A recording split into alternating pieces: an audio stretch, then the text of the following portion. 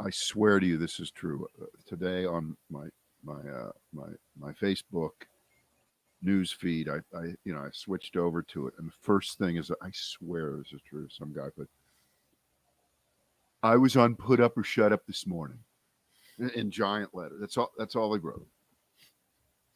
I'm not kidding. God bless him. How did he do? And I don't even know what that is. I'm sure it's a wacky game. That's the music trivia contest. Oh, God. Which is somewhat the centerpiece, I think, of the show. I can't get enough of that. Why didn't I think of that? Damn it. What was the name of the first Phil Collins solo album? My fucking jacket is not required to get into the restaurant, right? That's correct. That's what it was. It was either that or Face Value. I'm not sure. Yeah. I'm trying to find a way to care about that. Again, is that too stupid for us to talk about? Yeah, it is.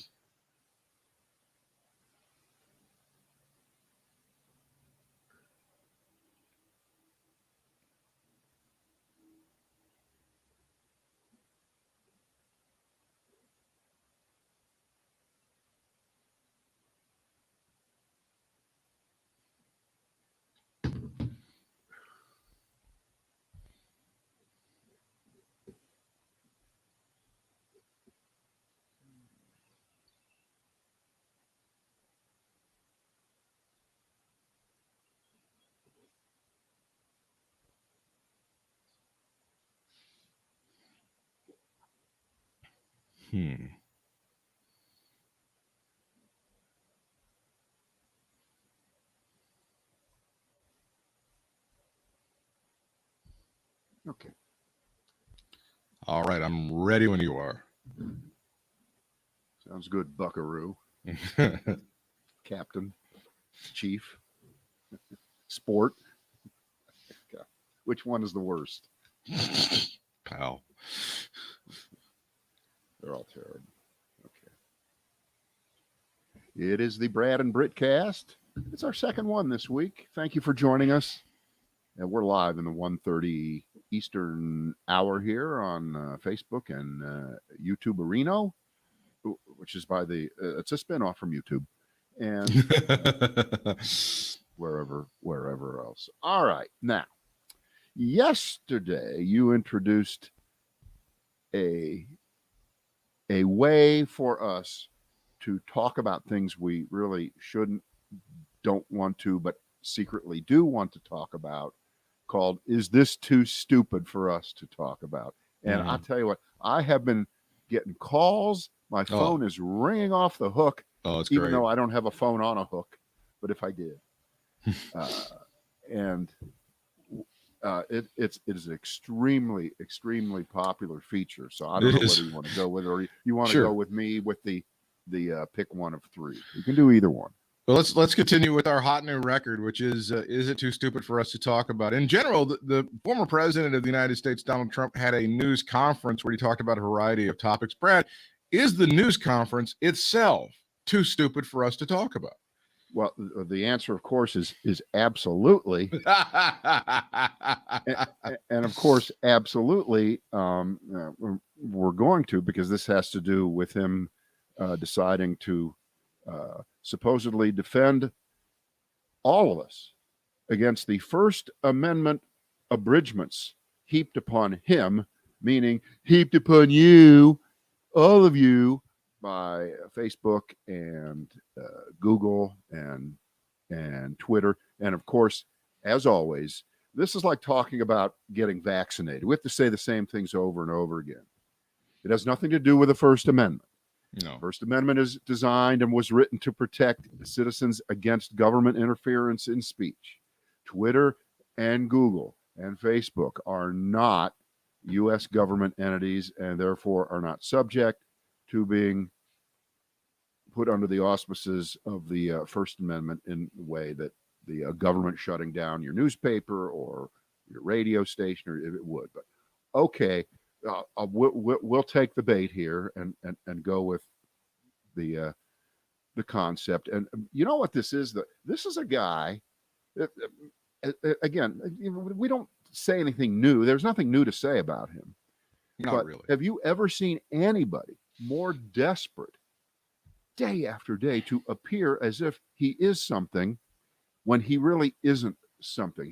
He holds what looks like a presidential press conference, right? The trap, I mean, it looks exactly like he's standing in the White House from the pictures I see and the video I've seen of this. And allow me to predict 8 o'clock and 9 o'clock on. He looks so presidential. I certainly wish the guy we had in there now looked as presidential and commanding as Donald John Trump looked today. I think it's going to be one of those. That he looked fantastic and commanded the language. He knew what he was talking about. And by God, first of all, what are the odds? And I just want you to, on a scale of 1 to 10, or you can do it in percentage, whatever you want to do. What are the odds? He's saying he's going to file a lawsuit. Is there any chance that a lawsuit is actually filed? It's not likely, but it might anyway, because the act of filing it is pleasing to his base, standing up to to big companies. I have a clip here. I have the clip, and remember, this was about his lawsuit. But then, because he wants to look like he's still the president, he took questions. And I think most of them were softball, nothing. Oh yeah, that's what I heard. Yeah, right. And then it veered off slightly into the world of January 6th. Here we go.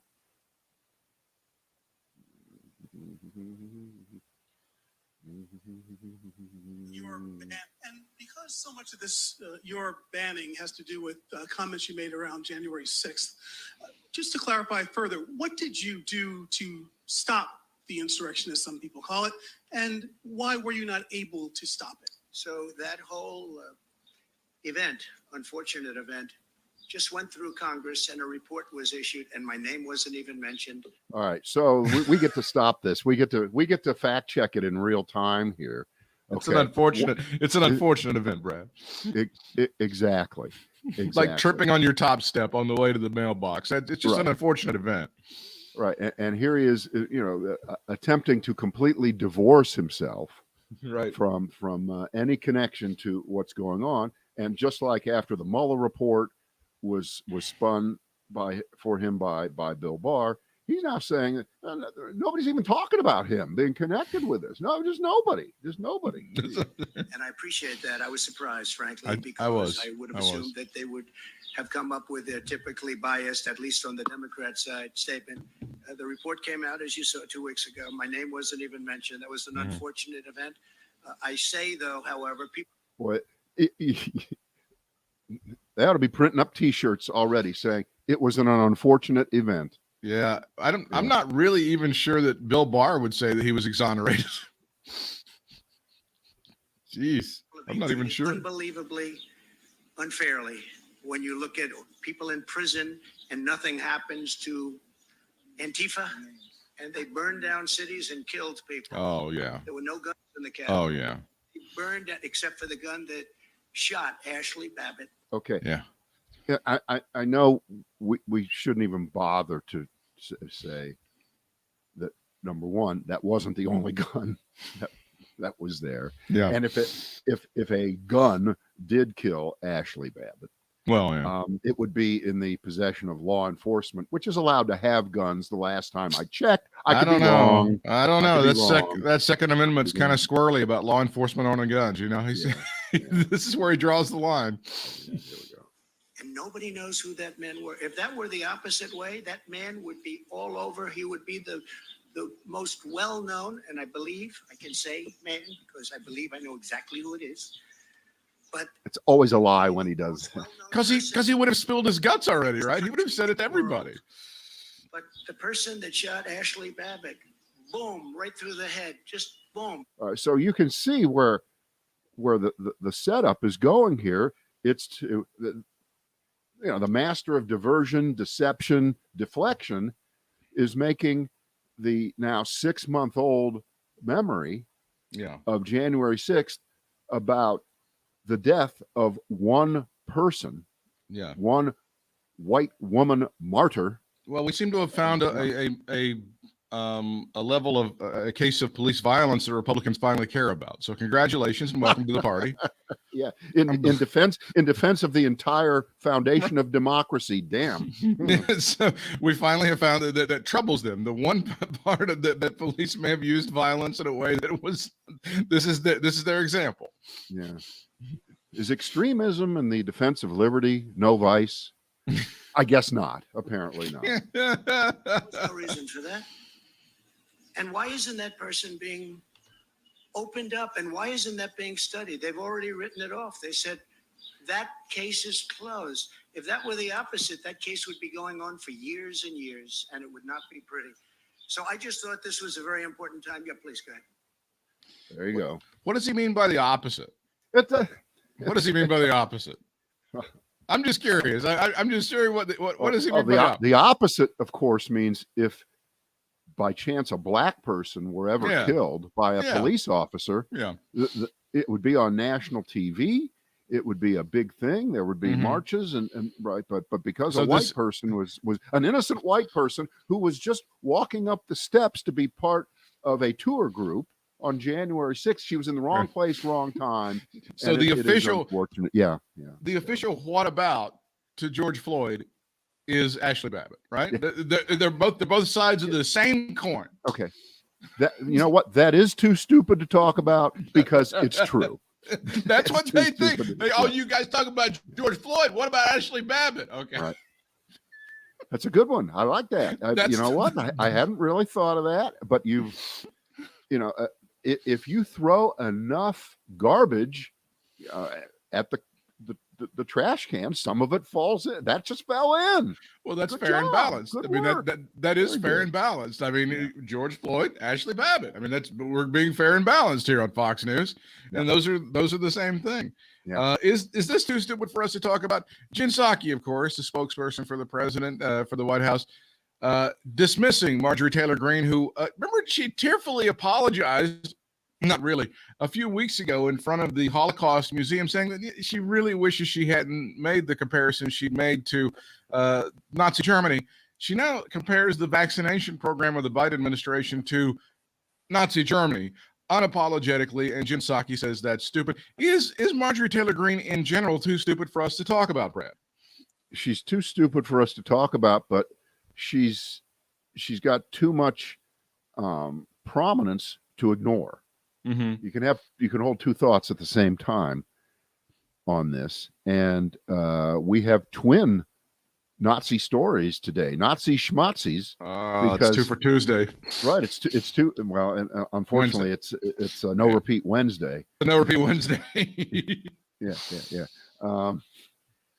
But you have the book by Michael Bender, which is coming out, and they put out little drips and drabs every day, and the latest one is that when General Kelly became Chief of Staff, John Kelly, it appears that he got along not too well with Donald Trump. That Kelly had come, from a different world, and it was never going to work, and so Trump tells General Kelly that, Hitler did do a lot of good things.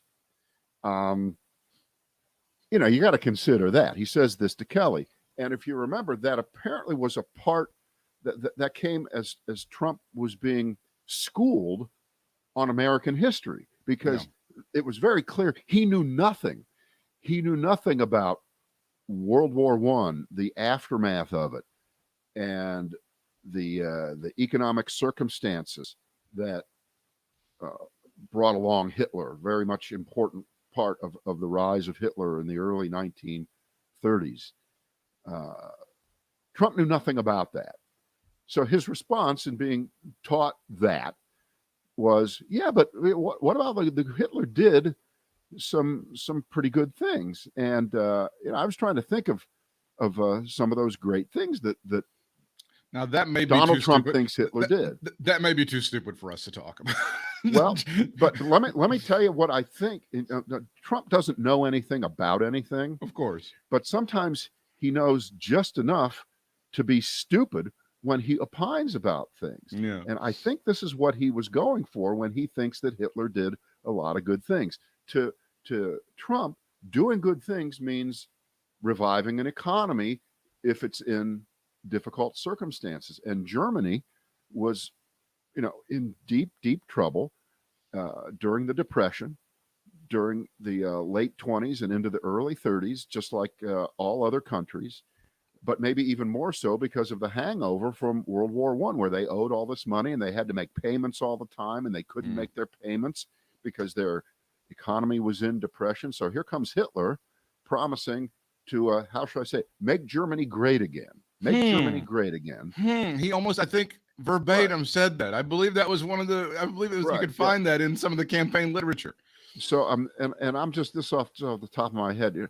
He privatized, believe it or not, he privatized a lot of government-run entities in Germany. Of course, they still had to operate under the boot of the German government, but the economy started to move. And then he decided, you know what? How about if we start devoting more and more of whatever national wealth we have to building a war machine, build up the military. I can't tell you what it's for. No, I think it's so that we get more room to build more houses and patios for Germans to take vacations in, say, Czechoslovakia, Hungary, you name the country. Vacations into Poland, those are big Polish vacations. So he started a war economy. The unemployment rate dropped in Germany.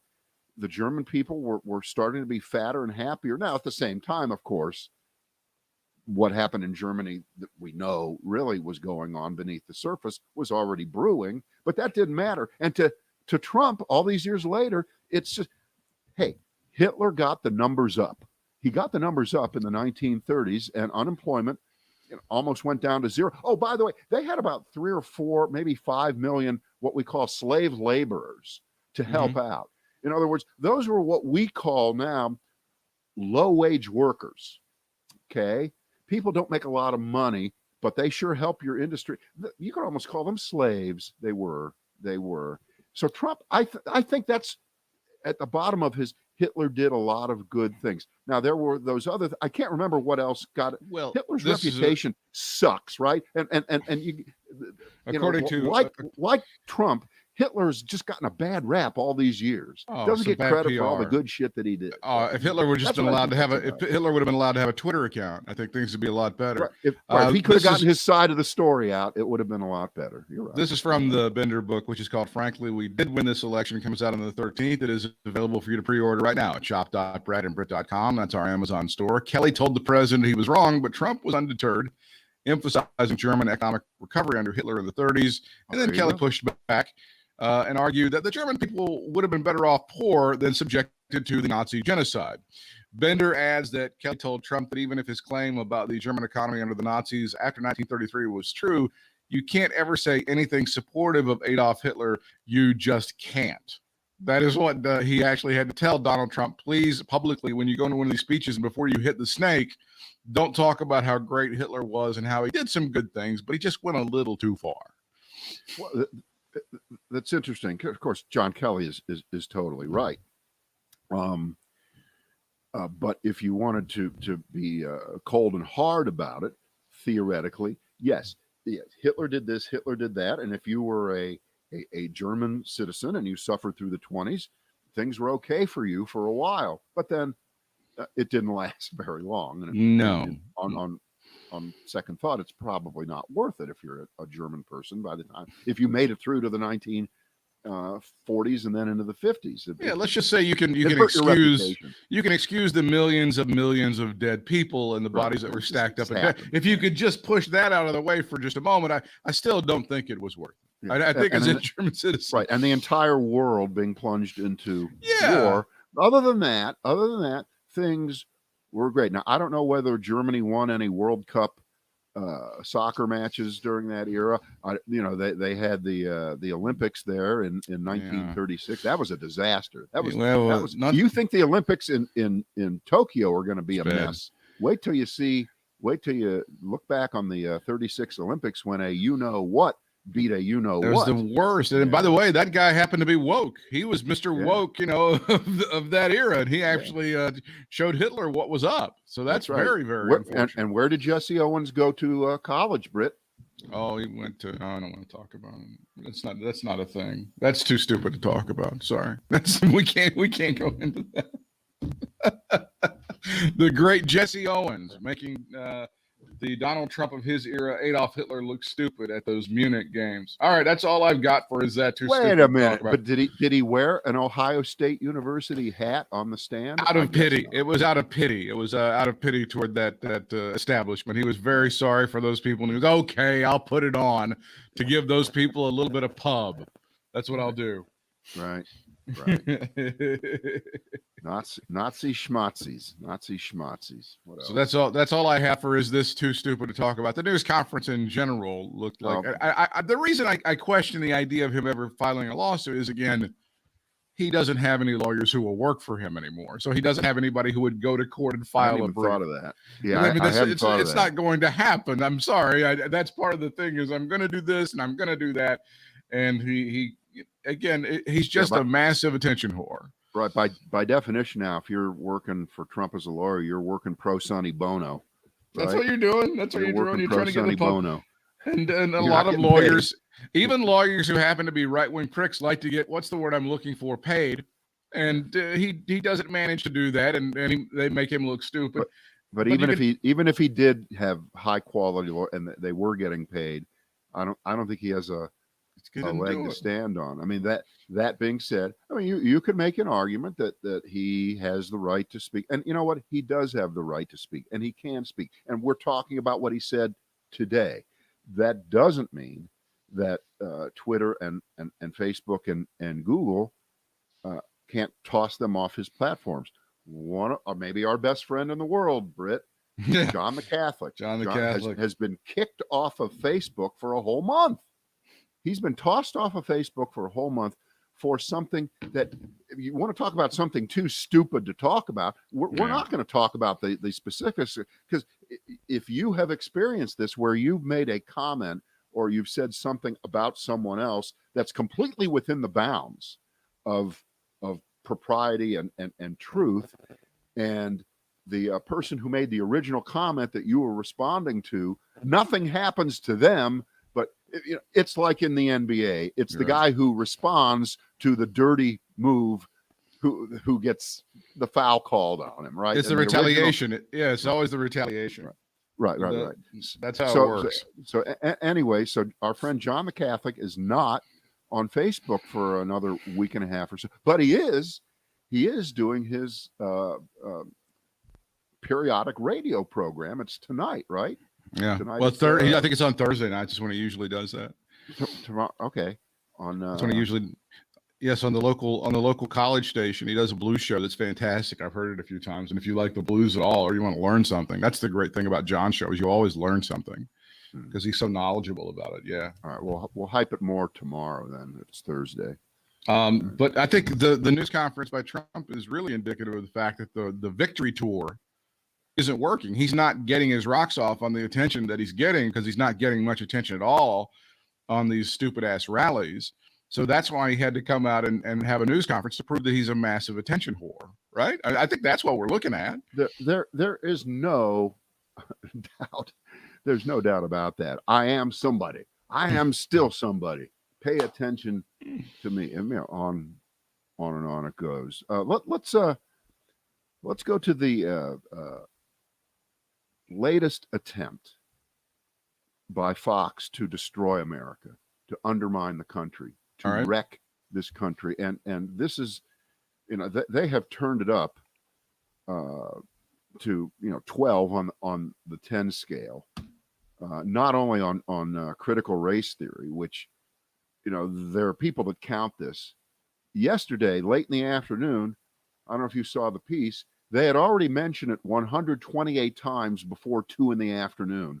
on Tuesday. Okay, that isn't even physically possible, but they did the count. So if by 2 o'clock, if they'd done it 128 times, they surely hit 250 or 300 by late in the evening. So that's 7 10, 12 times per hour that they're on that.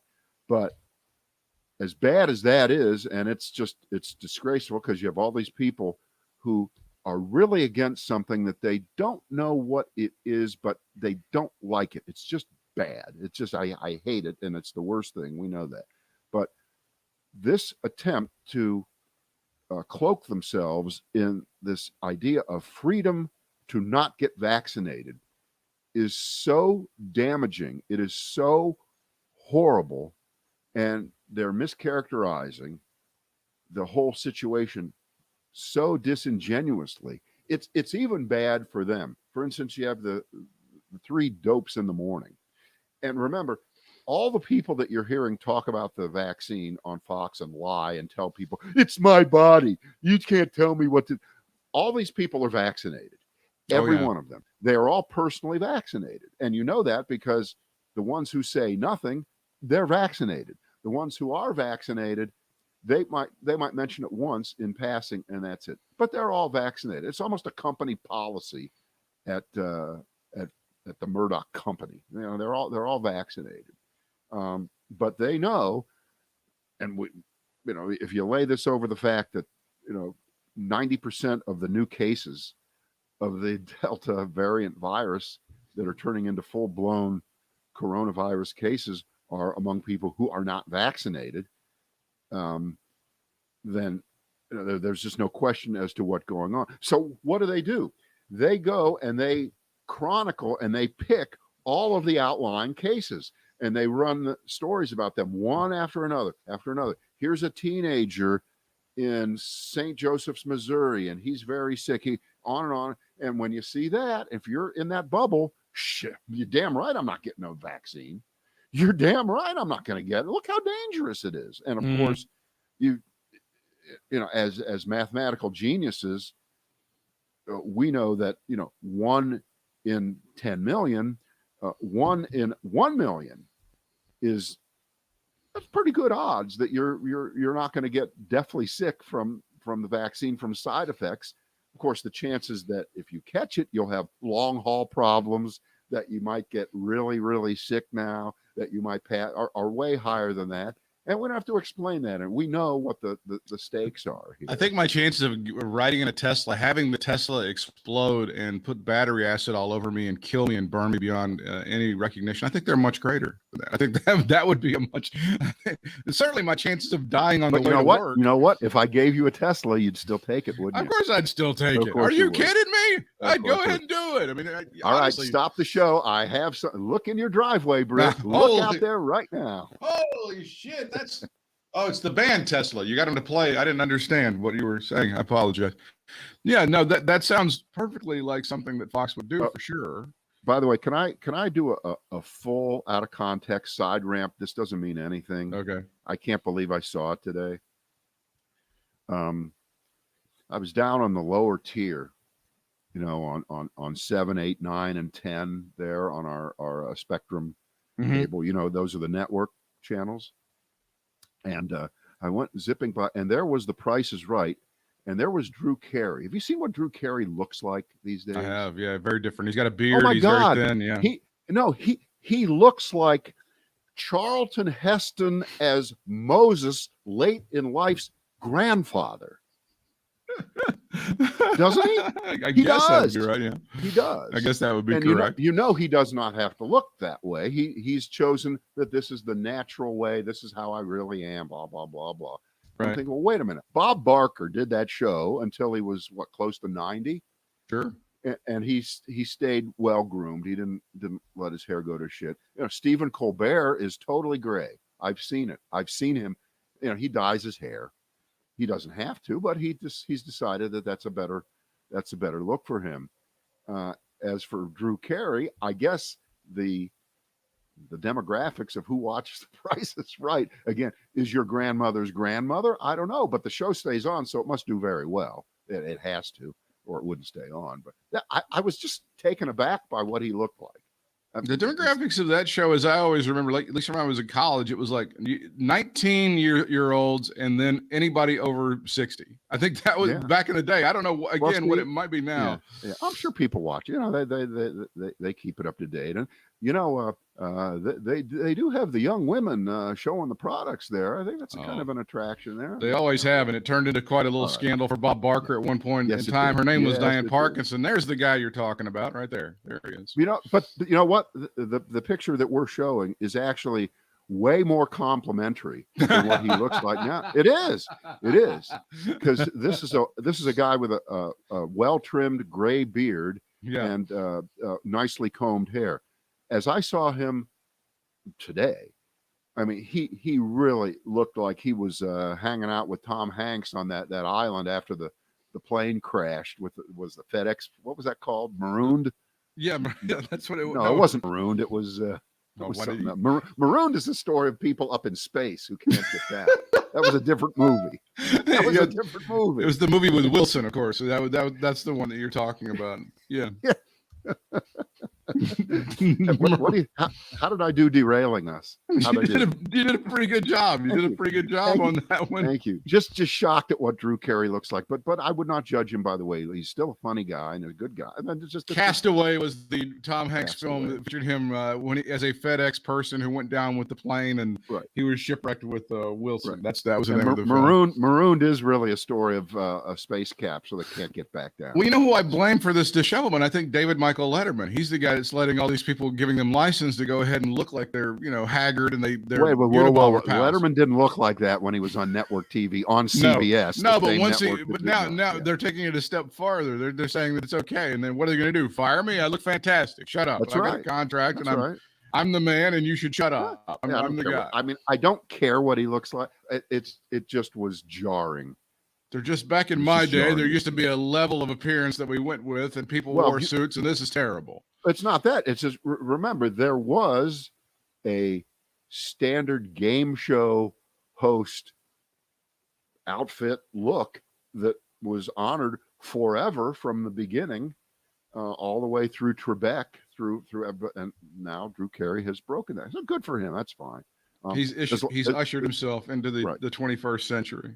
But as long as he doesn't try to wear some crazy cap over his head when he goes swimming, that's all that matters to me. That's all that matters to you. That's all that matters to me. But I think at first what you had started out on was a pretty nice piece about the critical race theory and how it is now the enemy of the state, according to the Fox viewers. This is from the foxnews.com website. CNN scolds critics of critical race theory, says that concerned parents don't understand what it is. Now, this plays right into the fears of the Fox universe and those Fox people that, they're mocking you. These liberal elites are mocking you at every turn. They think they're so much smarter than you are. And the inferiority complex of the Fox viewer, Brad, it cannot be overstated. Well, right. This is the same problem or another version of as what we have with the Russians and the hacking and the ransomware. It does not matter what we do. There's going to be another thing pop up there, and they're going to get away with it. And what are we going to do? Are we going to shut down Russia? Are we going to do? They don't have shit there. Okay, we could close down everything in Russia, and Putin wouldn't care. He wouldn't. Mm-hmm. It wouldn't matter to him. And then he'd unleash the dogs, and none of us would have electricity or internet for 6 months. Okay, so you can't risk that as president of the United States. So what do you do? I don't have an answer. Not that smart. Not that good. Playing into, again, this inferiority complex, and those liberals think that they know what's up, but they're really the stupid people. Now, this is another FoxNews.com. The Washington Post now calling for a serious investigation of the COVID origins. Now, these egg-headed liberals, these opinion piece writers at the Washington Post, the editorial board, we tried to tell them last year as good conservatives that there were some serious allegations here that this may have been created in a laboratory in Wuhan and unleashed by China on their own people, but they wouldn't listen to us. But now they've come around to our thinking, Brad. That's part of the Fox News narrative right there. Well, Britt, there is, in the world of fact checking, there are truths and there are half truths, and that's a half truth. The answer is yes. Trump was screaming and demagoguing and going full racist and calling it the China virus and Kung flu and the rest of it. Which has probably been a great contributor into Asian Americans being attacked all over this country. Right. But that aside, let's just isolate it as it relates to the origins of the coronavirus. So he was saying that. So reflexively, all of us, and we never give Trump credit. You know, he's right on some things. And you people, you just have to say no to everything that Trump ever says. And you should start admitting that he is right about some things. And that would make you real liberals. It'd make you more open to things. You shouldn't reflexively say that Trump's wrong on everything. Because, you know, just like Hitler, he did some good things. And you won't give him any credit for it. But here's the point. The point is, back then, Donald Trump was the president. If he was sure that it was the Chinese government covering up a possibly intentional lab accident, he had the power to go there, but he didn't want to go there. There are all these tweets and statements by him in January and February and March complimenting the Chinese on how they were helping us. At the same time, he was saying Kung flu. He was playing both ends against the middle. And now in arrears, all these months later, more than a year later, what's the deal? The deal is they get to pick out that he was saying this at the time, but they ignore that he was saying that at the time. And, science is an evolving thing. It doesn't just happen and you say, this is it. And, we're not going to look at any more facts. We're going to make a decision. Whatever Trump was saying then, it was because he was pulling it out of his ass. And this is the broken clock that was probably right once a day, maybe twice a day, if you're not on military time. There's two points. See what I did there? Yeah. 2 points. Isn't it demonstrably true that he was putting way more energy into digging up dirt on the Biden family than he was into finding the origins of the coronavirus? Isn't that just like I'm sorry, it's such an obvious statement. I almost say for it to pile out of my mouth. Take it to the next level. The argument, I guess, would be that back in January, February, he was getting impeached. Yeah. And if he wasn't getting impeached, then he would have done exactly what we needed to do to tell those Chinese to take their virus and shove it. The one that nobody was really acknowledging until late in February, early March. But back in January, Trump would have done some. No, he wouldn't have. Well, no way. I think they have with a straight face made the argument that Nancy Pelosi and Chuck Schumer are really responsible for this because Donald Trump didn't have his full attention on it because he was fighting these impeachment charges. Well, I think I would assume that everything that we're saying right here in the last few minutes is now going to come up in the hearings that are going to be held by the Democrats, with 5 Republicans apparently about to be appointed by the Republican leader in the House, Kevin McCarthy. They were deciding whether they were going to boycott the Democratic non-bipartisan investigation into January 6th. The reason that it's non-partisan or that it is partisan is, of course, because the Republicans said, fuck you, we don't want an investigation at all. So they're pretending now that because the Democrats are doing it, that it by definition can't be valid, as opposed to the Benghazi hearings, which of course were not driven by some kind of political agenda. Oh, no, they were authentic. That was absolutely authentic. I'm sure. Right. No, but so they were deciding whether to boycott it or not, and then shoot spitballs at it from outside. And now they've decided it's better to be on the inside and throw Molotov cocktails from inside the tent lie and scream.